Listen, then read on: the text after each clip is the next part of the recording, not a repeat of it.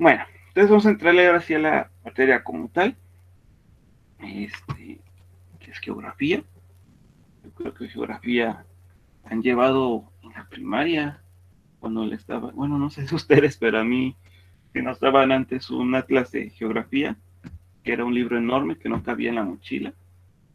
No sé si en sus generaciones aún estaba pasando, lo desconozco. Si les daban un libro grandote de geografía que no cabía en la mochila, Sí, profe, a mí sí me tocó, era el Atlas. el atlas de geografía. Muy bien. Qué bueno que todavía dan ese libro. Qué bueno que uno se suple. Ok, pues geografía, ya saben que casi todas las materias hay que iniciar definiendo qué, qué es la materia, de qué se trata. Y, a ver, notas, no, eso no era. Esperen. Listo, hasta lo puse en dos colores. De un lado está la palabra geo y la otra está la palabra grafía. Yo creo que los de grafos ya lo hemos leído más veces, que significa como la descripción o cosas así, como describir, como dibujar. Pues por ahí luego dicen grafos. Cuando dicen graffiti, eso se refiere que es algo que dibujaron. Y pues la palabra geo viene de tierra. Entonces es la descripción de la tierra. Eso se refiere con la geografía. Y como tal, nos marcan cinco componentes principales de la geografía. Dependiendo de quién le preguntan, incluso hasta pueden ser más. Y esos componentes tienen que ver con la geografía física o la geografía humana. Incluso aquí, yo lo puse de esta forma, pero la realidad es que se interrelacionan más de lo que creemos, ¿ok? Se interrelaciona más. Por ejemplo, acá de lo económico, pues, que tiene que ver con lo físico, también tiene que ver con lo humano, pero acá de los naturales también tiene que ver con lo físico. Hay cosas de la geografía política que tienen que ver tanto con lo físico y con lo humano. Igual con los sociales, hay cosas que tienen que ver con lo físico y con lo humano. O sea, nada más fue por acomodarlo. No crean que de la física solamente son los culturales, económicos y políticos. No, no, no. Así como de lo humano, que políticos, sociales y naturales. Aquí solamente fue para que se viera bonito. Pero la realidad es que están relacionados en muchas formas. Entonces hay que checarlos poco a poquito, que se refiere a cada uno de ellos. Y para eso hice este Jamboard acá. Este Jamboard acá. Muy bien. Por ejemplo, ¿a qué me refiero? ¿Qué me refiero yo cuando hablo, por ejemplo, de una geografía cultural? ¿A qué creen que me refiero? Geografía cultural. ¿Una idea? ¿Una idea de qué me refiero con esto? Como las actividades o culturas de algunas personas. Ok. Pues yo creo que sí han visto. Es más, ahorita que ve Juegos Olímpicos, que cuando eran los desfiles y cosas así, los atletas llegaban incluso con diferentes vestimentas y demás, pues va por ese asunto. De acuerdo a la posición geográfica se han notado pues que hay ciertas tradiciones y culturas, formas de vestir que se han estado adaptando. Entonces la geografía cultural tiene que ver más con eso, con cómo se han adaptado de acuerdo a zonas geográficas algunos tipos de culturas. Hay coincidencias, históricamente sí hay algunas coincidencias. Por ejemplo, hay mucha gente que se les hace muy raro que en Egipto tuvieran pirámides y que acá en América Latina también hubieran pirámides. Hay gente que se les hace muy extraño eso y es una coincidencia cultural, pero pues no todo el mundo andaba haciendo pirámides en cierta época. Para aquella época, no sé, en Europa andaban haciendo coliseos o cosas así, otro tipo de geografía, bueno, perdón, otro tipo de arquitectura, pero eran sus rasgos culturales. El rasgo económico, los rasgos económicos, componentes económicos, tienen que ver, pues ahora sí que con la economía, con exportaciones, importaciones. Hay países que te dicen que pues, son principales productores de algo, o exportadores. Por ejemplo, aquí en México sabemos que somos la cuna del maíz, y aún así no somos el principal exportador de maíz, ni el principal consumidor de maíz. Y eso tiene que ver mucho con la industria alimentaria, de refrescos en específico, porque muchos refrescos utilizan el maíz como fuente de materia prima, ¿no? Materia prima. Aunque no es el maíz que normalmente nosotros consumimos, el maíz usamos para las tortillas o algo así, ¿no? Es el maíz amarillo, consumen más los gringos, como elotes, pero no. Resulta que el maíz amarillo es alto en fructosa, un tipo de azúcar, y la fructosa la utilizan mucho para hacer endulzantes, sobre todo en refrescos. Entonces, por ahí va más el componente económico, que también tiene que ver con la geografía de que están obteniendo los recursos naturales. Entonces, les digo, ahí tiene que ver con esto de cuáles son las principales cosechas, principales exportaciones. También podríamos saberlo por el lado de minería. Hay muchos recursos mineros que también se están calculando de esta forma, y la economía global a veces también se está modificando por este asunto de quién exporta y cuánto exporta, o cuánto es lo que extraen de ciertos recursos. No sé si ahorita sabrán, pero por todo el asunto de pandemia, todo lo que tiene que ver con tierras raras y microcomponentes, todo lo que son microchips, pues, se hicieron muy caros. Se hicieron muy, muy, muy caros, porque se empezó a solicitar más. La gente necesitaba un celular, necesitaba una computadora, pero casi no había gente trabajando en la extracción. Entonces, por eso últimamente, si quieren comprar una computadora, está muy cara. Igual si quieren comprar un celular, también subieron de precio, porque más gente necesitaba de una computadora, necesitaban comprar una computadora, compraron su computadora, pero casi no habían pues materiales para generar los microchips. Entonces ahí también tiene que ver con los componentes económicos. Los políticos, geografía política, ahí está un poquito más sencilla. Se han visto que luego hay que, que andan haciendo acuerdos políticos entre países, o las mismas divisiones políticas entre países y dentro de un mismo país. Yo creo que todos ubican la división política de México, de los estados. Les busco unos estados de México. Visión política. Incluso también la división por municipios. También a eso va por ahí, de que se refiere con la geografía política. Espérenme. Esto. Ya debe de aparecerles y ya desaparece. Ok, entonces por ejemplo, pues ahí está Querétaro, que lo ubicamos, está allí en amarillo. Aguascalientes ahí lo están colocando, o sea, toda esa división chiquitita que está entre estados y que delimitan de dónde a dónde es un estado, ya se refiere un poco también a esta geografía política. Los límites territoriales, va por ahí ese asunto. Ok. Eso, de acá. Y lo social está muy relacionado con lo cultural, está muy, muy relacionado. Incluso, de hecho, la siguiente cosa que vamos a hacer es que me identifiquen, se dan una idea de qué materias estén relacionadas con todo esto. Además, yo les voy a dar un poquito. Ahorita, por ejemplo, que les decía de lo económico, que había escasez de minerales. Entonces, por ahí va la geología. Al otro se les ocurre, materias que tienen que ver con la geografía. Ahí díganme, yo lo anoto. ¿Qué otro se les ocurre? Otra materia que se les ocurra que esté relacionada con la geografía. También se vale escribir en el chat, si a alguien le da pena prender el micrófono. Historia no puede ser, profe. Historia, claro que historia puede ser.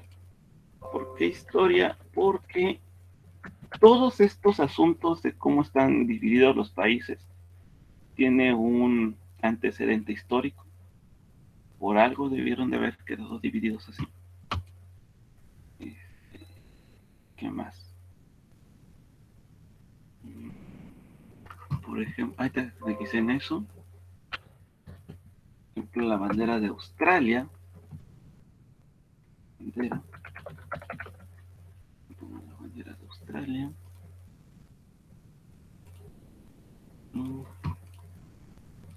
Mire, la bandera de Australia tiene ciertos componentes que tienen que ver con su historia.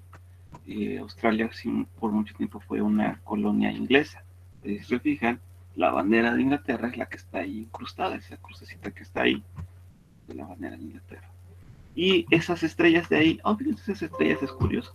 Ya en su momento lo vamos a ver, pero esa es la Cruz del Sur, una de las, ¿cómo se llama? Constelaciones más relevantes en el hemisferio sur. Y pues Australia está en el hemisferio sur. Es más, ahí ya les sale otra cosa que podemos hablar. La astronomía. Es más relevante de lo que creen con la geografía. No solamente ayudó a que se vea bonita la bandera de Australia, es útil para muchas más cosas. Históricamente se ha utilizado la astronomía para determinar algunas cosas como las épocas de cosecha o de siembra. Con la astronomía también se da una idea de las estaciones del año. Entonces, la astronomía sí es muy importante para la geografía.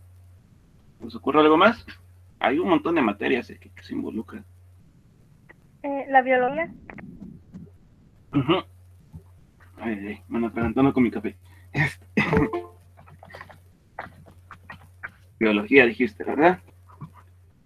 Ahí está. Sí. Biología, claro que sí, biología también se tiene que ver aquí. Profe, economía. ¿Cuál? Economía. Economía, exactamente. Economía. Vamos a poner acá. De hecho, ahí ya nos está haciendo un poquito de spoiler. Les mueve el factor económico, ni modo que no vamos a poner economía.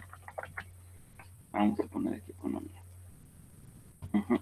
Y sí, todo lo biológico también, porque pues, los recursos naturales, muchos recursos son recursos biológicos, que también encontramos solamente en determinados lugares. Los compañeros dicen que la química, por supuesto que también la química.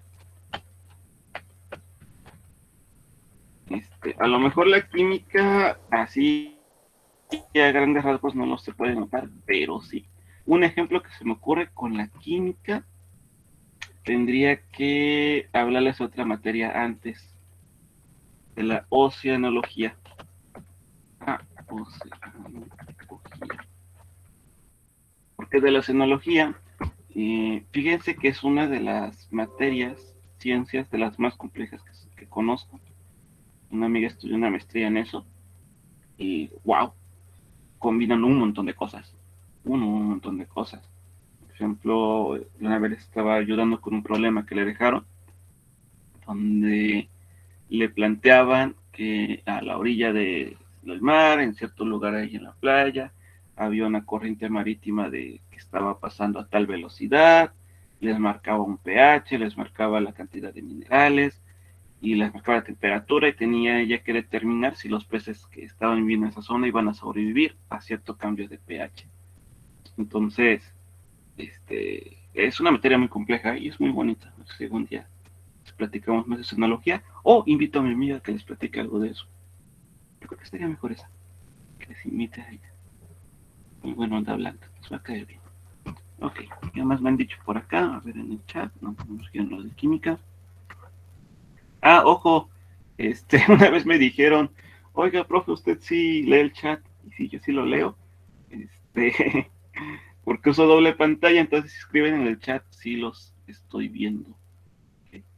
En una pantalla tengo la presentación y en otra tengo la videollamada, entonces, con toda confianza pueden escribir y sí los leo. Okay. Con toda confianza. También puede ser estructura socioeconómica. todo lo socioeconómico. ¿Sabes cómo podría poner eso? Con una materia que tú debes de conocer, Valentina. Antropología. Antropología. Todo lo que es antropología también lo podemos agregar aquí. Todo lo que es antropología. También la sociología. La ética, profe. Ética. Por supuesto que ética también. Y es más, la ética hasta la voy a poner aquí. Entre sociales y naturales. ¿Por qué? Porque la ética lo tenemos considerado como una ciencia social y últimamente se involucra mucho con el uso de los recursos naturales. Hace poco que llegó Río, dicen por ahí, aquí en Tolimán, que por fin teníamos algo de agua en el río, había mucha gente que iba y extraía piedras del río o arena, y ahí te puedes tú poner un poquito en un conflicto ético, porque dices, a ver, que quites arena y que quites rocas del río, eso te va a propiciar que se seque más rápido en las próximas ocasiones. Pero también dices, ok, seguramente la gente que vaya a hacer esa extracción tiene pues una necesidad económica y lo que está haciendo es extraer la arena para después venderla y tener pues algo de recursos para alimentar a su familia.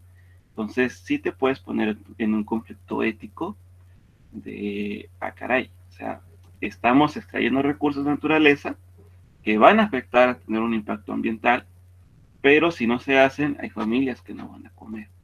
Entonces, sí, la ética puede entrar aquí. ¿Sí sabían que no debían sacar agua del río, agua, no, arena del río? O si no lo sabían, ahora ya lo saben. No es sano para, ¿cómo llaman esto? A la cuenca. No es sano para la cuenca. Ok. ¿No se les ocurren más? Hay muchos más, bastantes. Filosofía. ¿Cuál? Filosofía no entra. Filosofía. Bueno, filosofía de ser madre de las ciencias, pues sí, va a entrar. Como quiera va a entrar. Voy a poner esto por acá. Pero sí, filosofía sí puede entrar. Y filosofía. A ver, tengo otro más. Iván dice que la física, pues sí, miren, hasta acá está la palabra física, de modo que no agreguemos a la física. Aunque con geografía física se está refiriendo a que es algo tangible, ¿ok? O sea, una montaña, un río, los mares, todo eso va a entrar en geografía física. Las corrientes marítimas, aquí entraría, y lo que se ha hablado ahorita de oceanología, sí, también ahí lo podemos agregar, decía la física. Química, ¿qué más me dijeron? De modo que no agreguemos a matemáticas. Acá. De alguna forma tenemos que hacer todos estos cálculos. Matemáticas. De alguna forma tienen que hacer todos esos cálculos. Y ya para avanzarle les voy a poner otros dos. El derecho, que también tendría que ir acá con lo humano. El derecho también tiene que ver con todo esto. Desde el uso de recursos hasta los asuntos de las divisiones geográficas. Sí, también se va a meter el derecho. Y... ¿cuál otro iba a ponerles? Ya sé, meteorología.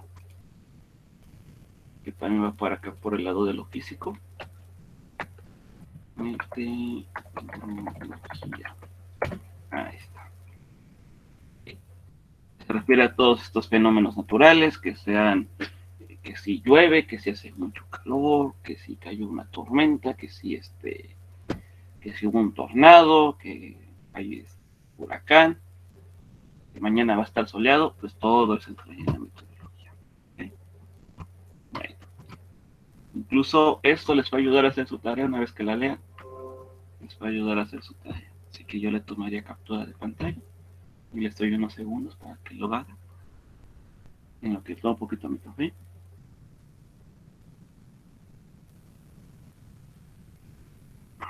Y de verdad no sé qué falló en mi celular, que no me dejó entrar a la clase. Estuvo raro. Estuvo muy raro.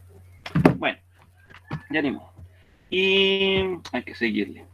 A la presentación. ¿Ya le toman captura de pantalla? Sí, ya, profe. Sí. O anotan en su libreta porque era de los dos. Bueno, voy para acá. Algo así tiene que quedar, pero acá se ve más bonito. Ah, miren, aquí agregué botánica. Pero pues sí, no todo eso. Y sí, les digo, hay componente físico y componente humano. Cuando hablamos de componente humano, pues sí nos referimos a todo lo que tiene que ver con la cultura, con el comercio, cómo interaccionan las personas. Sí tiene que ver la arquitectura de cómo hemos modificado nuestros entornos. Y la parte física, lo que les decía, tienen que ver con los tornados, con el clima, que si hay una montaña, que esto creo que es un iceberg. Entonces, son los dos principales componentes. Creo que sí son fáciles de distinguir, a qué es lo físico y qué es lo humano. Ok. Entonces, la geografía hay que estudiar fenómenos y hechos. O sea, un hecho, por ejemplo, es esa montaña de acá, que es un hecho, que ahí está la montaña, pero no es un fenómeno como tal.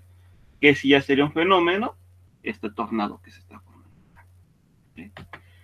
Y ya para acabar la clase de hoy, que ya creo que sí me levanta la hora, qué raro. Para acabar, vamos a checar un fenómeno natural. Esto tiene como 3 añitos que ocurrió. Y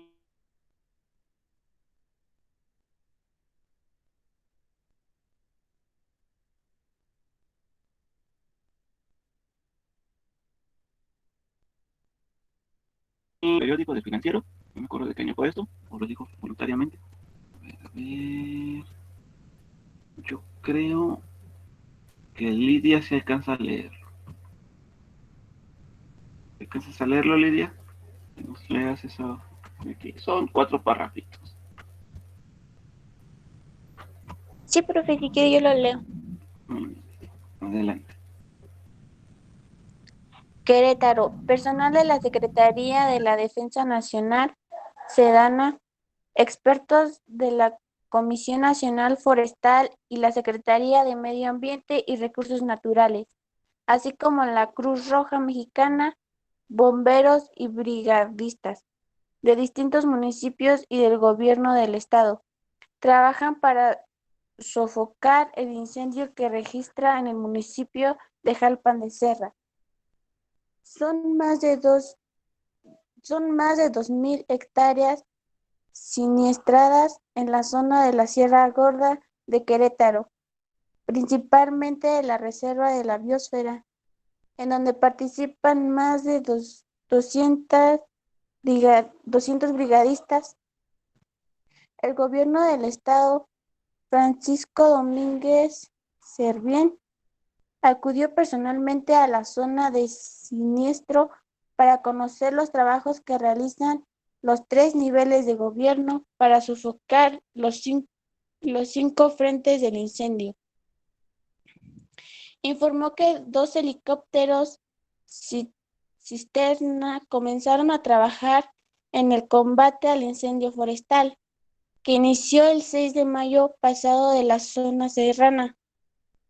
Uno rentado por el gobierno estatal con capacidad de 1,500 litros por tiro y otro enviado por la Sedena con capacidad de 2,550 litros por tirada. El cuerpo de bomberos aportó a su vez una sustancia que al combinarse con el agua sofoca el fuego con mayor eficiencia. Ok, muy bien, gracias, Lidia. Fíjense que esto tiene varios componentes, que es lo que vamos a estar revisando ahorita. Resulta que este incendio forestal es como decirlo, es normal que sean incendios forestales. Incluso hay varios tipos de bosques que se requiere que se tengan incendios forestales.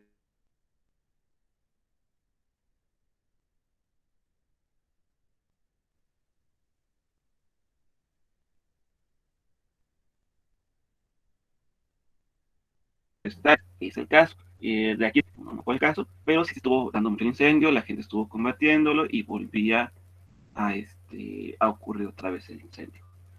¿Cuál era el principal problema? Que la verdad es que casi nadie quería admitir, pero cuando estaba esto, yo todavía estaba trabajando en la sierra, y algo que pues por allá me enteré, conociendo a la gente de allá, lo que me decía era que eran los mismos ejidatarios quienes estaban provocando de nuevo el incendio. ¿Ok? Lo estaban provocando de nuevo. Y la razón era un poquito triste y otra vez nos vamos a meter en el asunto de ética. Resulta que en aquel momento había una convocatoria de gobierno federal para acceder a créditos y era para comprar, me parece que ganado. Pero uno de los requisitos era que para que te dieran tu crédito para ganado, tú tenías que comprobar que tenías un terreno propio para tener el ganado. Entonces, ¿qué dijeron los ejidatarios? Dijeron, pues yo tengo un terreno, pero es terreno de bosque, no es un pastizal para ganado, que es lo más sencillo para que tenga yo un pastizal y me den ese crédito, pues quemar todos los árboles que tengo en mi terreno. Entonces, era lo que estaba ocurriendo. Los ejidatarios estaban quemando ahí para que su terreno, que era antes bosque, ahora fuera pastizal y pudieran acceder a esas convocatorias del gobierno federal. Y otra vez pongo a pensar, ok, estás ahí quemando para que la gente tenga algún recurso económico.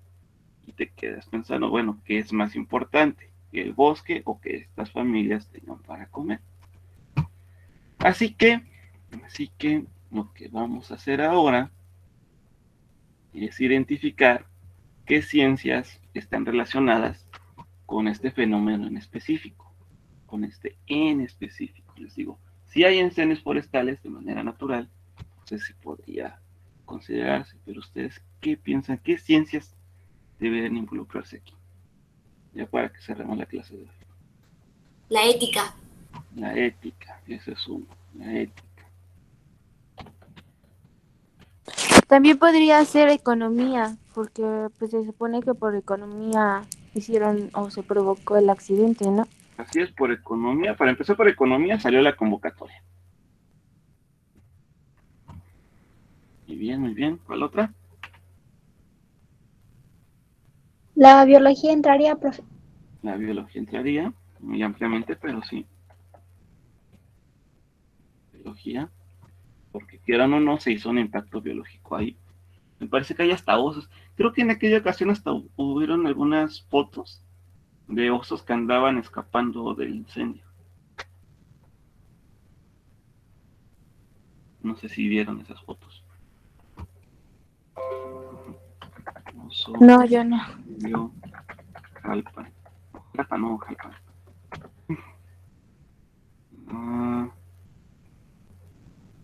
Bueno, en lo que encuentro esa nota,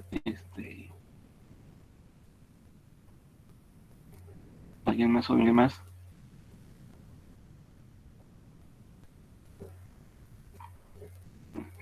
Compartir esta pestaña. El Queretano Digital. Avistan oso negro cerca de Jalpan. Y por las fechas, 29 de mayo tiene que ver con esto de acá. Recuerda que el pasado 6 de mayo, en principio de Jalpan enfrentaron un incendio forestal. Entonces sí, era por eso. Bueno, me regreso acá. ¿Algún otro? Es más de que les ayudo. Ya que un oso se estaba moviendo debido al incendio, y debería entrar la zoología. La propia geografía, ¿no? También entraría por el lugar. Sí. La geografía como tal también, porque los vientos de esa zona no estaban ayudando mucho a apagar el incendio. Estuvo feo, no sé si se acuerdan, incluso uno de los helicópteros que menciona la nota se cayó, provocando el incendio. Sí, profe, yo sí me acuerdo. Una prima mía fue a ayudar a apagar eso. Sí. Geografía. Y después, acabando el incendio, ¿qué es lo que se empezó a hacer? Ya lo sofocaron, ya no hubo nada de incendio, pues ¿Por qué empezó a hacer la gente?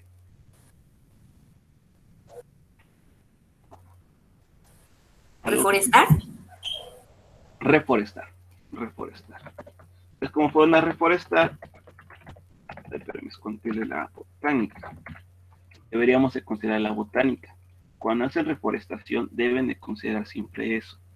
¿Por qué? No pueden agarrar ustedes y poner un cactus en una zona de bosque. Bueno, aquí en Derramadero sí pasa, pero porque es un ecotono. Pero propiamente no es algo que deberían de hacer.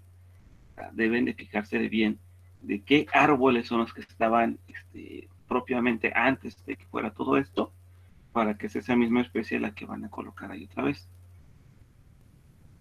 Aquí en Tolimán pasó hace muchos años que a alguien le pareció buena idea sembrar eucaliptos. Y la realidad es que el eucalipto es un árbol, pues algo invasivo. Creo que la palabra hasta sería egoísta, porque no deja crecer otros árboles. Entonces, no es la idea. O por ejemplo, un árbol que consume mucha agua y no deberías ponerlo en un lugar donde tienes poca agua, son los ficus. Los ficus, como el que hay del jardín de aquí de Tolimán, pues esos son ficus. Y aparte te trae un montón de plagas. Pero pues son árboles que pusieron hace mucho. Incluso se pueden ustedes poner a pensar, bueno, conviene o no que quite el árbol. O sea, pues ya está ahí, ¿qué le hago? Ni modo que lo quite. Igual con el montón de eucaliptos que hay aquí en el municipio. ¿Qué hacemos? Ni modo que lo quitemos. ¿Cuál otro se les ocurre? Hay otro más aquí. Profe, Dime. hasta donde yo sé, el eucalipto es el único como árbol que te permiten estar sin ninguna sanción, creo. Ah, exactamente, sí lo permiten para que lo pongan en cualquier lugar porque la verdad no es, bueno, se adapta muy fácilmente a los ambientes. Entonces por esa parte dicen, sí, póngalo donde caiga. Pero aquí es más, les voy a ayudar. Derecho.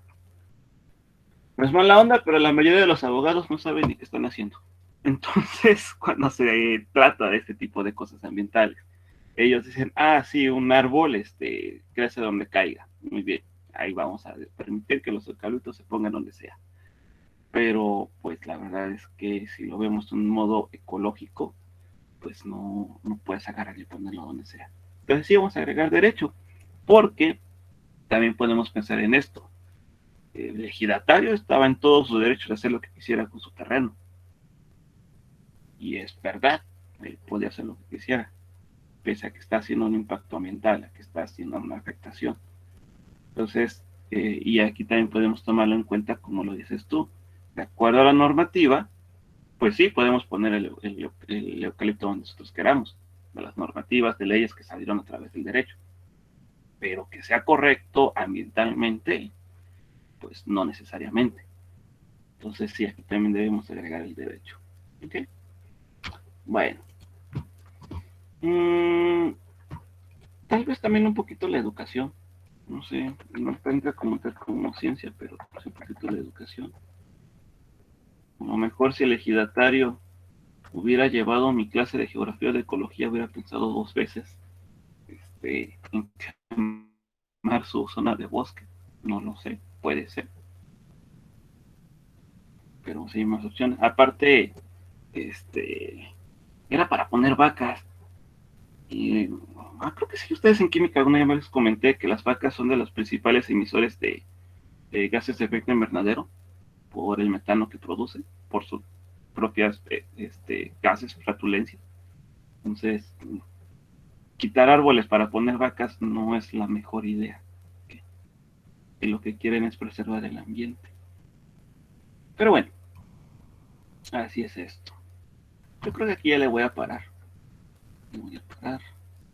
Y con la esperanza de que vayan a aprender algo nuevo.